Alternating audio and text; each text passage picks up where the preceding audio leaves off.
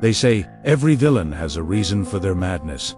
Every criminal has a backstory. Ever wondered what could drive a person to commit heinous acts? What are the dark forces that can turn an ordinary person into a criminal? These are the disturbing questions that have plagued mankind since civilization dawned. And as we delve into the abyss of criminal psychology, we begin to find answers, though not all of them are comfortable to hear. In a world saturated with information, where news and entertainment are two sides of the same coin, it's hard to come by quality content that truly captivates. Now imagine if there was a place where the truth was served with such finesse, where documentaries and seamlessly blended to unveil the hidden stories behind some of the most infamous crimes, capturing the essence of what drove individuals to commit these heinous acts. It's like peeking into the minds of these criminals, understanding their motives and shedding light on their thought processes. Welcome to Real Stories, your destination for compelling narratives that bring the truth to life. Cesare Lombroso, an Italian criminologist, suggested that criminals were born that way. He argued that they had specific physical features that made them more likely to commit crimes. This theory might seem outdated today, but it was a start. As we dug deeper, we found that there wasn't just one road to criminal thinking. Just like there isn't just one type of person who falls down the rabbit hole. Albert Bandura's social learning theory suggests that we learn by watching others. If you grow up seeing violence at home or in your community, it's natural to think that's how people solve problems. It's what you know, right? Similarly, if you see positive role models making good choices, you're more likely to do the same. You're like a sponge, soaking up everything around you. Sigmund Freud, the father of psychoanalysis, believed that many psychological disorders, and even criminal behaviors, stemmed from unresolved childhood conflicts, particularly those related to sex and aggression. He theorized that the human psyche is structured into three parts: the ID, ego, and super. The ID is the primitive part of the psyche that operates on instinct and desires. The superego is the moral conscience, and the ego is the rational part that balances the two. According to Freud, criminal behavior happens when the ID, with its primitive desires, overpowers the ego and the superego. For instance, if someone grows up in a very restrictive environment where they've been constantly told no and their desires have been suppressed, they might eventually reach a point where they rebel against all social norms. Think of it like a pressure cooker. Keep putting pressure on something, and eventually it's going to blow off some steam. Extending Freud's psychoanalytic theory, some researchers believe that people may unconsciously choose to commit crimes because they subconsciously wish to be punished. This might sound crazy, but let me explain. This idea is based on the Freudian concept of the death drive, also known as thanatos. This drive is the instinctual desire to self-destruct and return to an inorganic state. In simpler terms, it's like a part of you that wants to die. Sounds weird, right? But here's where it connects to crime. Sometimes, people might act in ways that increase their chances of getting caught and punished. They unconsciously want to be caught. Why? Because they have a subconscious desire to hurt themselves or give in to their destructive instincts. It's a twisted way of coping with inner turmoil or unresolved emotional conflicts. Social psychologists like Albert Bandura and Aaron Beck take a slightly different approach.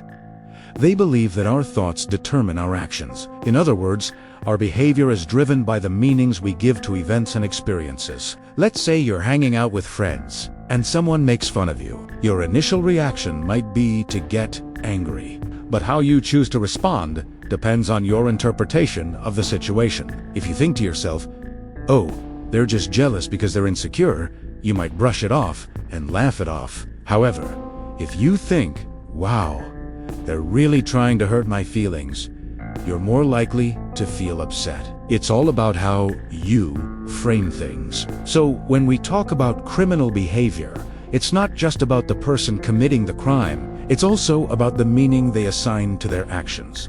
For example, a person who commits a crime out of desperation to feed their hungry family might see themselves as a Robin Hood figure, stealing from the rich to give to the poor. On the other hand, someone who commits a crime for personal gain might view themselves as a clever businessman who outsmarted the system. It's all about the story they tell themselves to justify their actions.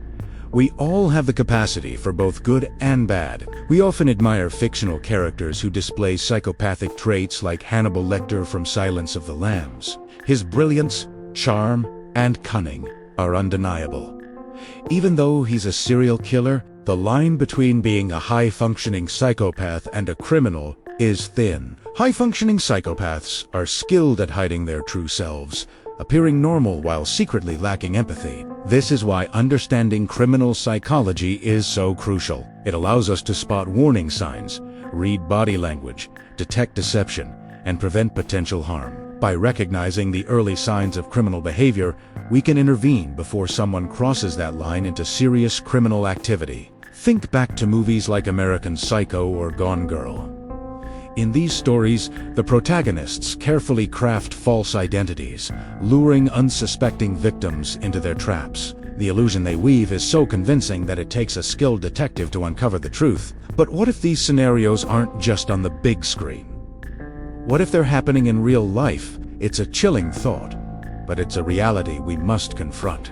These cases highlight the importance of emotional intelligence. In a world that often values logic and rationality above emotions, it's easy to dismiss feelings as unimportant. However, emotions play a vital role in human decision-making. By understanding and addressing our own emotions, as well as those of others, we can better navigate social situations, build stronger relationships, and create a safer, more empathetic society. Picture this: a young boy struggling to express his feelings. He might lash out in anger or withdraw into himself. Without the ability to communicate his emotions effectively, he's more likely to act out, leading to potential trouble with the law. A girl who grows up in a toxic household learns to suppress her emotions. She might excel academically and professionally, but struggle with intimacy and trust in relationships. Both scenarios illustrate how crucial emotional intelligence is for healthy development and decision-making. The study of criminal psychology reminds us that everyone has the potential for both good and bad.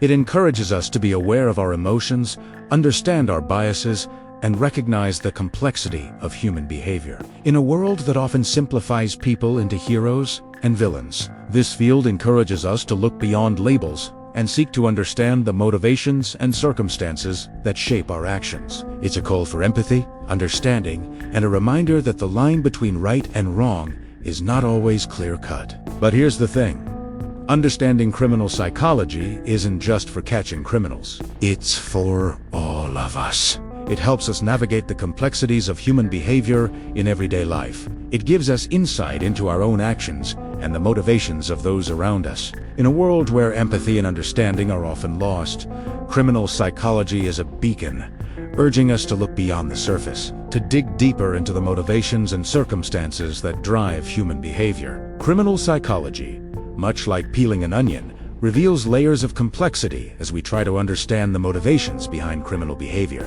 While we've uncovered intriguing theories and insights, the truth is, there's no single answer to the question: what makes a criminal? Human behavior is a tapestry woven with intricate threads of psychology, sociology, environment, and personal experiences. What might drive one person to commit a crime could be vastly different for another. That's why studying criminal psychology is less about finding definitive answers and more about asking the right questions, exploring the darkest corners of the human psyche, and seeking to understand the forces that shape our decisions. It's a journey into the depths of human behavior, an exploration that doesn't always provide easy answers, but always offers a deeper understanding of ourselves and the world around us. And remember, if you find this topic as fascinating as we do, don't hesitate to hit that subscribe button. Together, let us continue to explore the intricate workings of the human mind and the factors that influence our actions. Because in the end,